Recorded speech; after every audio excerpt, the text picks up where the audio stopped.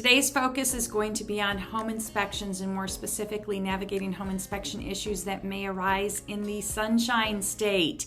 So we're going to talk about some common concerns in Florida if you are buying a home for the first time, or maybe you've bought one before but you've never really considered it. So, obviously buying a home in Florida, we're the land of beaches, balmy weather, it's a dream for many.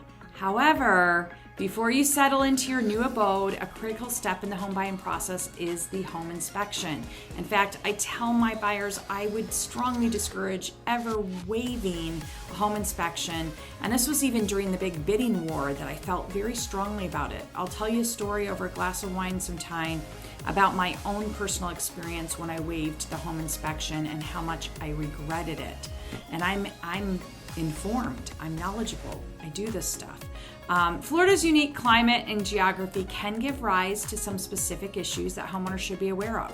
So if you're coming from outside the area, you may find some things that are unique to Florida, in particular Southwest Florida. So in this vlog, we'll explore some of the most common home inspection issues that you might encounter when you're purchasing a property in the Sunshine State. We're going to start with roof damage.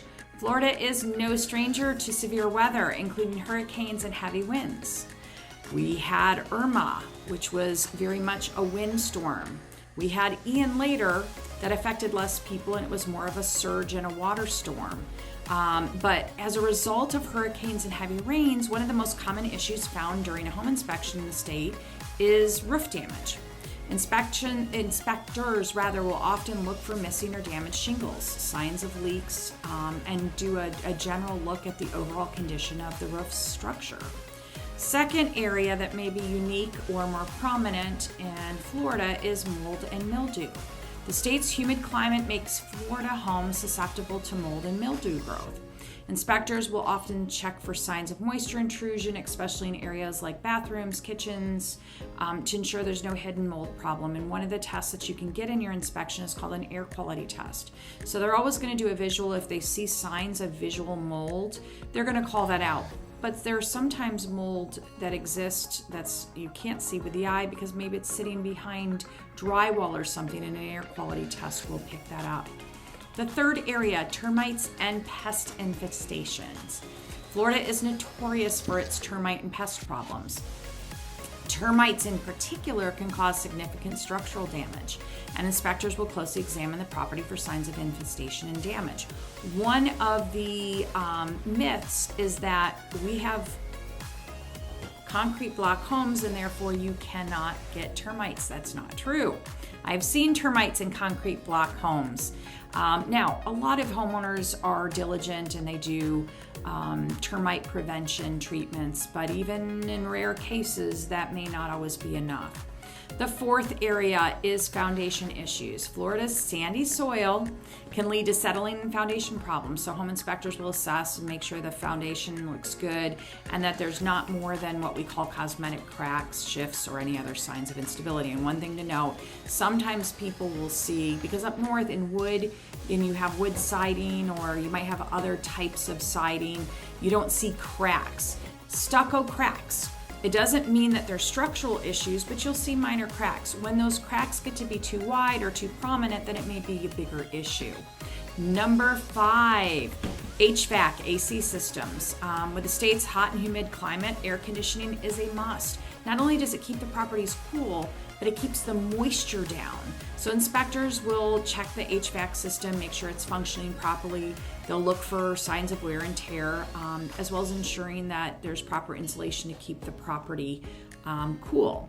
Number 6, I can count, pool and deck concerns. Pools and outdoor living spaces are very popular here. You're going to see a number of single-family homes that have their own pools. It's very common. But pools can come with their share of issues. Inspectors will examine to make sure the pool equipment looks good, that the decks look good, that the enclosures, if there's a cage on it, look good, and that they're up to code. Number 7, plumbing and drainage. Flooding can be a problem in Florida, so inspectors will also scrutinize the plumbing system, check for any drainage issues that could lead to water damage. Now, the older a home is and The older the plumbing and candidly any other type of system for that matter is, you should scrutinize even more closely, but they're going to spend time looking at plumbing and drainage. Number 8, electrical system. Particularly with older homes in Florida, they may have outdated electrical systems that are not up to current safety standards. So the inspector will go in and assess the electrical system's condition and whether it poses any safety risk. Number 9, hurricane protection. One of the things that you can do is get a wind mitigation certificate. This is the documentation that tells your insurance carrier all of the protection you have from wind. So Florida's exposure to hurricanes means that homes often require hurricane protection features like shutters or impact-resistant windows, doors, and the inspector is going to verify the presence and functionality of these protective measures. Number 10, pool safety. So different than pool function. Florida law requires specific safety pools for pools, such as fencing and or alarms, and the inspectors are going to identify that these safety measures are in place and functioning. Those are what I would call more major concerns. Some of the ones that come up somewhat frequently, and I would say probably at least 80% of the properties that I've been involved in, one is GFCIs. So they do go bad after a while, and so sometimes if they're not tripping, that comes up. And window balancers, particularly when we have these heavy hurricane impact glass, the window balancers go out, and the way you know a window balancers goes out is if you're pushing the window up and it can't stay up on its own. They're relatively easy things to fix, by the way. Both are, but they are found somewhat frequently. So Florida's unique climate and geographic location make it a beautiful place to live. I love it here, but it also comes with specific home inspection concerns. So when purchasing a home in the Sunshine State, make sure you're getting a thorough inspection. It's essential to uncover any potential issues and ensure your investment is sound. Obviously, working with an experienced and knowledgeable home inspector can help identify and address these common issues and allow you to enjoy your Florida home when you come to move into it with peace of mind. So remember, a comprehensive inspection can save you money and stress, even though it costs money up front. It can save you that heartache in the long run, ensuring that your Florida dream home remains a sunny paradise for years to come. The cost of the inspections can vary.